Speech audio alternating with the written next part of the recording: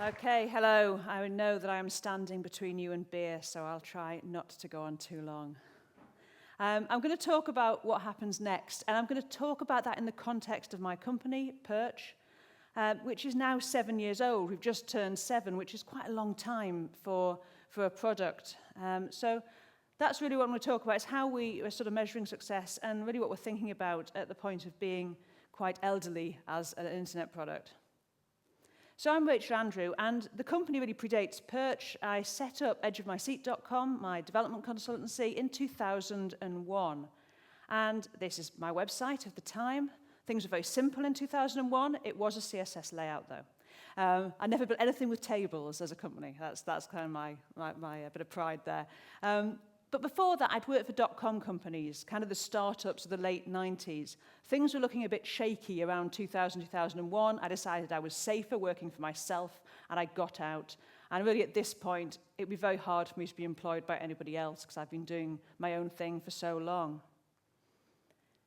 But I was swapping hours for money. I mean, that's what you do as, it was just me. I called myself a company. I set myself up as a company, but essentially I was a freelancer, and I was actually fixing other people's code for quite a long time, because coming out of the dot-com crash, there was no new projects being commissioned. I was fixing up stuff where people had actually sacked their developers, and they had these sort of creaky Perl things that needed shoring up. As things got a bit better, my husband, Drew McClellan, joined the company, and we started developing content management systems, generally fairly large-scale things that were very specific, and doing e-commerce. We were doing quite big custom stuff, and because there was 2 of us, we could swap 2 lots of hours for money. So that was quite good, and we were doing okay, But there's only so far you can go with that, and how do you scale that kind of business? We weren't sure if we wanted to. And along the way, we came up with the idea for Perch really as something that we wanted internally as something for our own clients. And we built Perch, this lightweight content editor, in our evenings and in our weekends, just alongside client work. We launched it, this sort of drop-in CMS for static websites. And we launched it over a weekend because we were quite scared of putting it out there. So we thought, well, we'll do it at a weekend. We'll sort of sneak it out and see what anyone says. And if there's any horrible things happen, we can sort it out. We had an email list of about 500 people who'd signed up. And within 24 hours, we'd made back everything we'd spent on getting it to launch. So we kind of thought we might be onto something. But we were right back into client work the next day because that's what we did. And I don't really remember at which point Drew and I started saying, hey, we could go full-time on Perch. It wasn't an initial goal at all to become a product company, but of course we started to talk about it, and we started to talk about it more when it got really hard, at about 50-50. We'd always treated Perch as like another client, so the more money it brought in, the more time we assigned it. And that was cool until we got to this halfway point. And we were running around doing client work for half our time and Perch the rest, and we were enjoying working on Perch because, as we heard earlier, it's great fun working on your own stuff when it's all sort of going along, that snowball's building. Great fun, much more fun than building stuff for other people's businesses. And in 2013, we were able to declare ourselves full-time on our product. And we'd basically swapped a healthy consultancy income for product income. And we were very, very pleased with ourselves. That was great. We'd met this goal. But then we kind of got stuck there.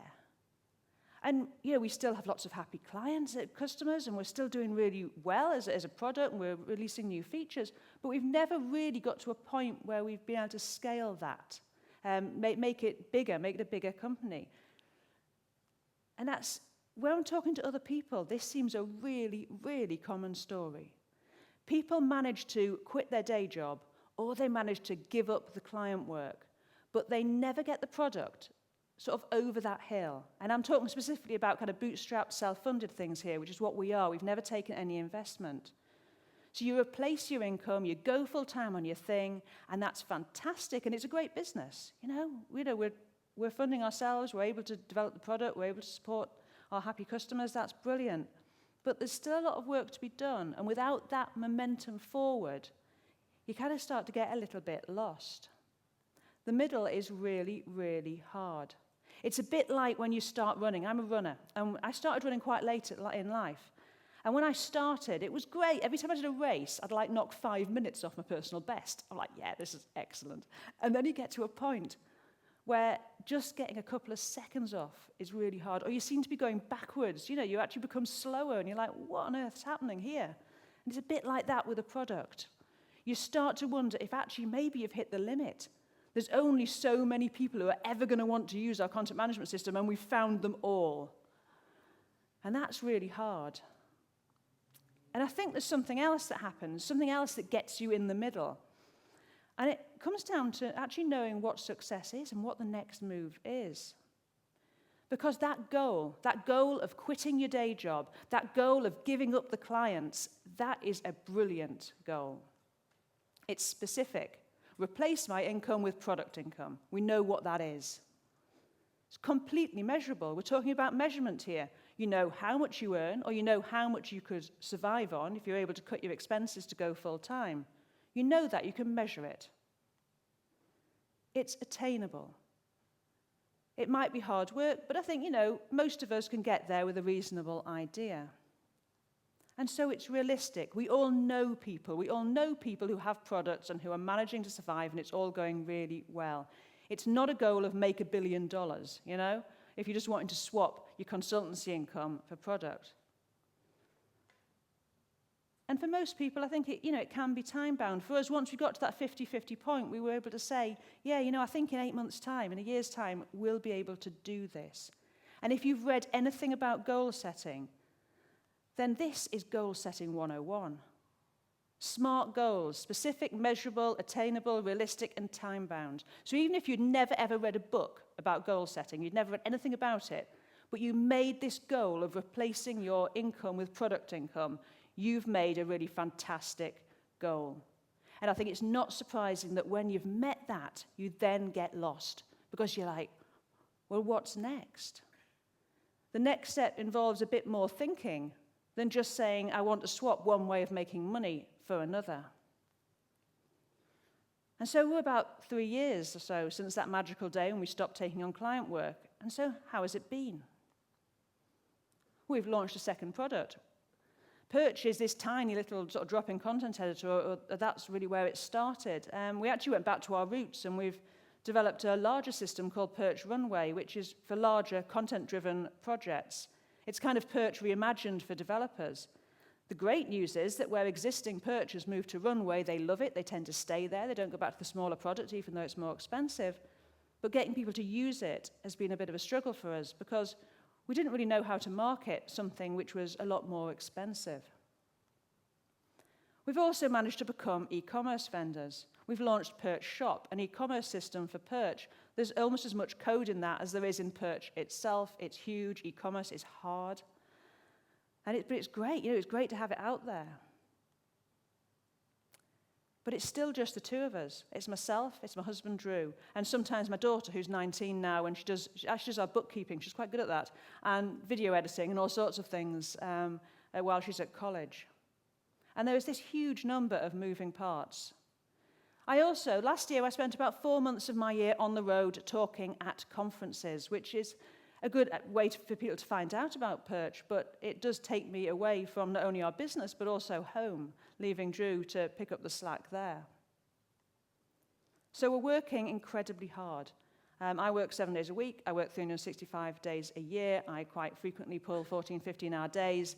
I'm a nerd. I actually enjoy all these hats. I do all sorts of things. But it would be nice to have a little bit more breathing room and not to feel like we're constantly kind of running just to stand still.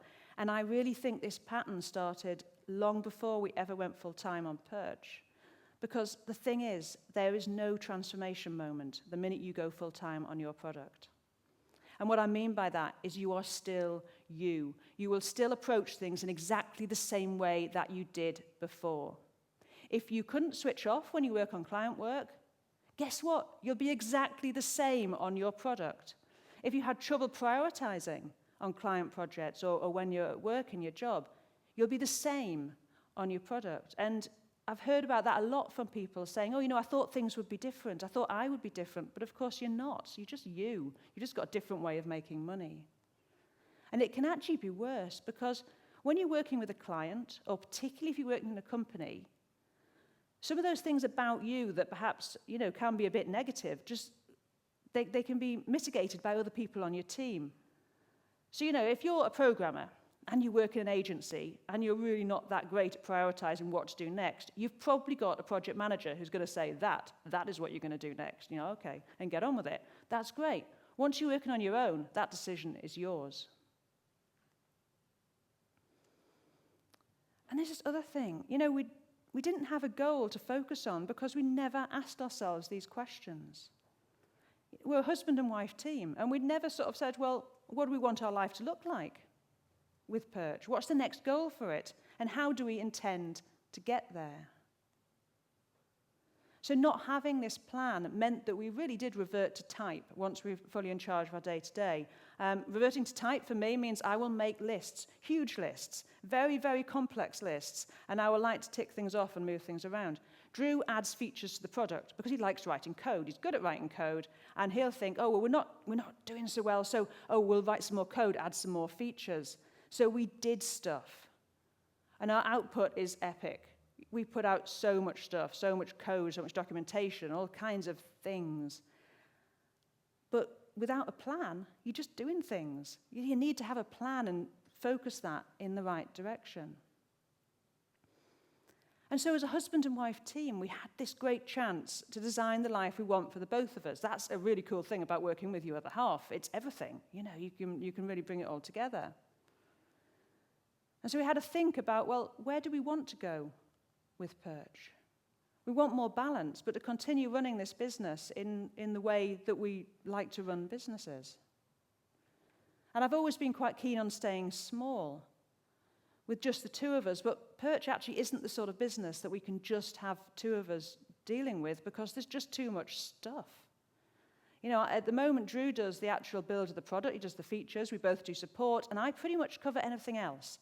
So I might be doing ops in the morning and then some accountancy stuff in the afternoon, doing some marketing, writing documentation, whatever needs doing, I'm just running around doing it. And I'm not spending enough time really driving the business forward because of that, because if I'm messing about with a server, I'm not considering what our next move really should be.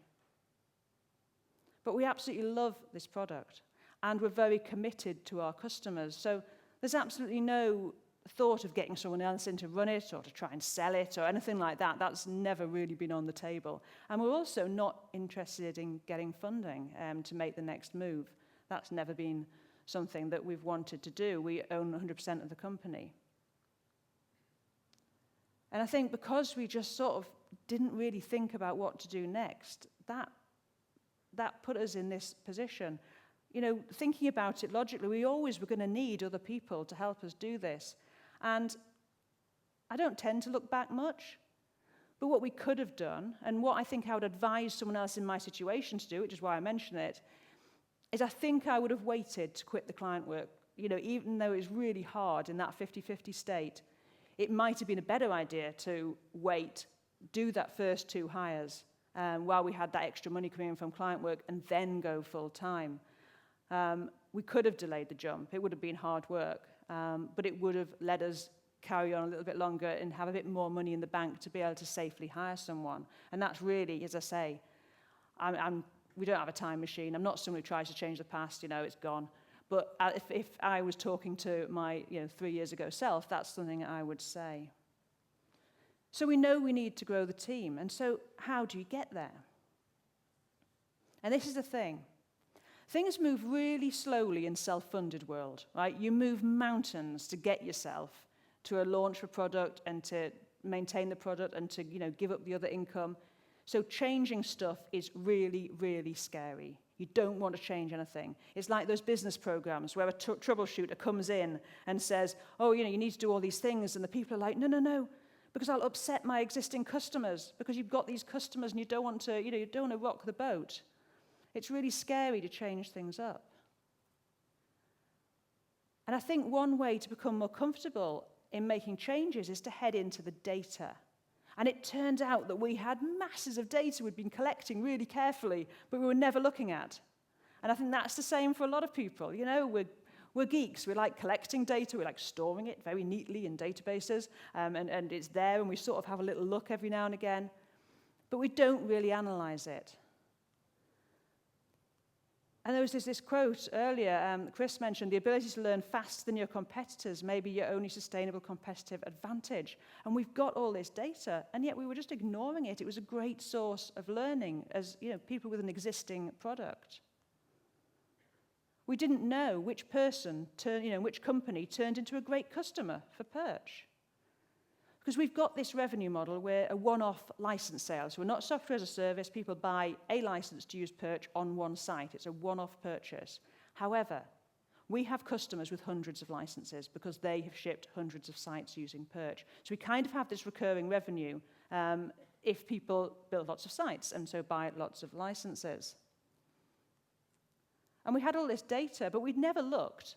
We'd never, before we did this process, taken a list of our top 100 customers, the people who had the most licenses, the 100 customers who had the most licenses, and look at what sort of company they were. And that was a really interesting process. It turns out that the people we wanted were those who run busy consultancies, which seems obvious, and building lots of websites every year. But interestingly, we never heard from them. They weren't people with the high-profile Twitter accounts. They were never talking to us. They were just interested in being profitable businesses themselves. They weren't kind of your industry high flyers. They're just people shipping really nice websites, doing great jobs for their end clients, and they were buying license after license. I'd thought because we weren't a software as a service business, we wouldn't have a lot of data to look at, and I was totally wrong. Once we started looking at the stories in this data, it was fascinating. So one of the things I wanted to know was, well, where did these customers come from? Because a lot of the people who sign up for our demo or we've spoken to, they've said, oh, yes, I first heard about Perch because I saw you. So they saw me speaking on stage somewhere. They saw me doing that, or they read an article. Great. So I'm like, well, this is great because people hear about us this way.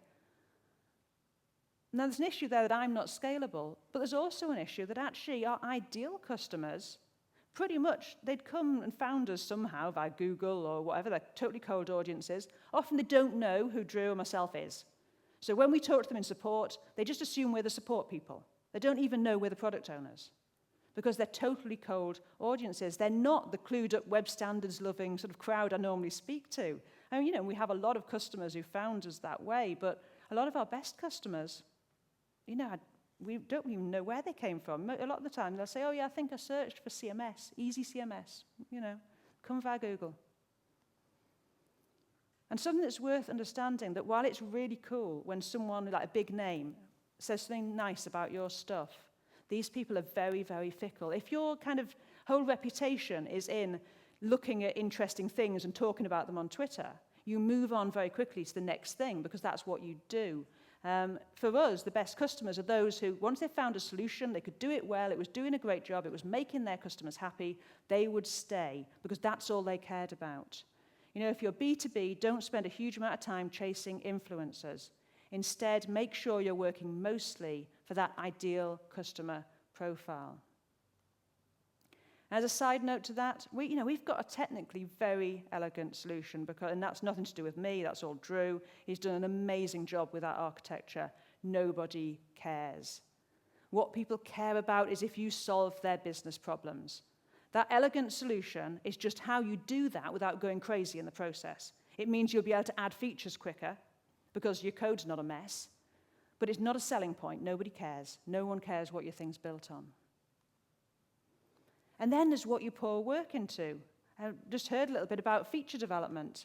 And we heard this morning from Pip as well, how do you prioritize features? We've always tried to organize feature requests in terms of what will help the most people. But then when I'm talking about our ideal customer, I need to think what will help the most of our sort of ideal customers, what will attract more people like them to use our product. So we're adding weight to feature requests based on customer profile. I mean, that's helping all of our customers. But it's specifically trying to target more of the people who, for us to grow the business, we need to have more of those people who buy lots of licenses. And so a few things that we've added because of this research. I mean, Perch Shop was very much this output of this attention to ideal customers. We were finding more and more that those top customers were having to use other solutions when they needed to roll out e-commerce. We couldn't ignore that. Shops also allowing us to achieve a couple of other aims, getting more people to use Runway because it suits the sort of bigger framework, and potentially it's going to bring in a new revenue stream. We've got an idea of kind of services that run alongside Shop, which people are very, very keen for us to do because a lot of our customers are on not great hosting, and so there's some things that's hard for them to do, and we're going to actually give them a way of doing that, which will bring, for the first time, true recurring revenue to what we do. Perch is also very much an example of what Jeremy spoke about this morning. The entire Perch UI is progressively enhanced, and this has served us incredibly well over the past 7 years. It's vanishingly rare that we ever hear of a JavaScript problem. It works despite the fact that everyone hosts this thing on terrible hosting. We've got a worldwide customer base. Some of them are on really poor quality internet connections. They're trying to manage their sites over not much more than really slow mobile broadband. We've got anecdotal reports of customers discovering that their client had an employee using a screen reader and they're able to use the CMS. Perch just worked. All of this happened because we worked in a progressively enhanced way. You get a lot for free when your core functionality works in the simplest way possible. So the UI design was talking to these customers and them saying, well, now, these days we're getting a lot of people who want to edit their site on their mobile device. Perch was launched pre-responsive design. And for a long time, we never had a feature request about editing on mobile, so we kind of patched in some responsive stuff into the admin UI, but mobile isn't a first-class citizen at the moment. It will be, because our core customers really, really want that. And just to finish up, as we've worked through this process of what's next, we're learning. And here's just a few thoughts. We talk about scratching your own itch, and Perch very much was us scratching an itch. We needed Perch when we launched it. It grew out of our need as a web development company. But once we were full-time on the product, we weren't building websites anymore. We stopped being our ideal customer. And when that happens, you can drift, and that gap gets bigger and bigger as you go further away from being those people who shipped websites for clients. So we constantly need to remind ourselves that Perch isn't the tool that we need anymore. It's the tool that our customers need. This treat the product like a customer mindset, it worked really well to get us from client work to product, but it started to fall down once we just had the product. You have to learn to switch from this mindset of swapping your time for money. And it's definitely something I struggle with. It's fairly easy for me to pick up random bits of work here and there, whether it's writing or editing or even speaking. But this stuff isn't always the best use of my time. And the same is absolutely true of work on the product. I think, this will give us a quick return. But is it actually the best investment?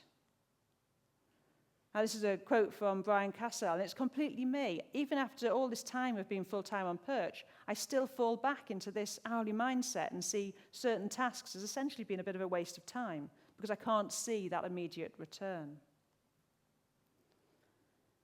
And as your company grows, you have to leave certain things behind, and there might be things that you really like. Initially, Perch had a very, very quirky sort of look and feel. The website was highly illustrated. We still have our birds and things, but as the product grew, we discovered that our ideal customers weren't sending their end clients to our website because they thought it looked childish. So we loved all this illustration. We thought it was great fun, and yet we've had to dial that back because we're being told by our customers, we don't want to send our end clients to your website. That's really bad. So that's something we had to take a step back from and say, okay, we like this, but they don't like this, and change it. And so we've had no amazing insights, really, by looking at our data, but all the things were things that we knew, or we kind of knew on some level, but we needed backing up. We needed something to say, yes, you need to be doing this. The thing is, it's not enough knowing this stuff intellectually. You have to put it into an action plan. You have to get it to move you forward. And if you take anything from this presentation, as self-funded or bootstrap businesses, we get to kind of define the shape of our business. We own it 100%. If we work 7 days a week, that's as much our choice as it is if we work 3. So decide what you want for your life. Choose goals that will take you a step closer to the life that you want. And when you realize that you're adrift and it'll keep happening, come back to that vision. Are you still heading towards the life you want, the business that you want? Because if you're independent, it's just up to you to change it. And we've heard that from other people today. And I'm finishing up with a quote from Sherry Walling. She's a psychologist married to a startup founder. They have a really great podcast called Zen Founder, if you search for that. They talk about the challenges of starting and running businesses.